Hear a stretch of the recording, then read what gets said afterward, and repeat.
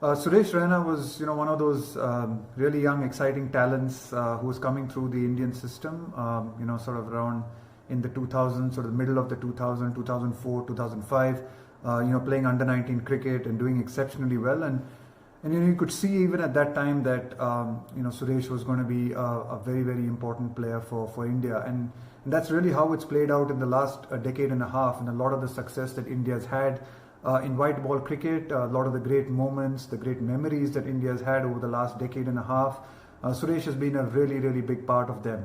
I think his contribution to Indian cricket, especially in the white ball game, has been fantastic. He's a World Cup winner, he's a Champions Trophy winner, and just the fact that he contributed so much on the field. Just his energy, the enthusiasm he brought, the way he raised the standard of fielding. It was one thing you always felt Suresh did all the difficult things for India, batting lower down in the order, when, honestly, his numbers could have been a lot better if he had batted higher up in the order. And that has been shown out in the success that he's had for CSK in the IPL, where he bats at number 3 and has an absolutely phenomenal record, and he's one of the phenomenal players of the IPL over the last decade or so.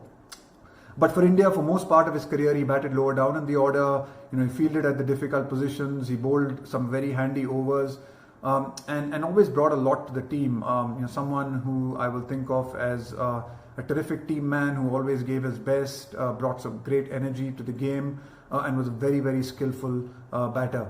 I guess he couldn't replicate the success of a debut 100 and couldn't build on that in his Test career. But be that as it may, I think his contribution in one-day cricket to India was fantastic, and he was part of a very, very successful Indian one-day team and over the last decade and a half.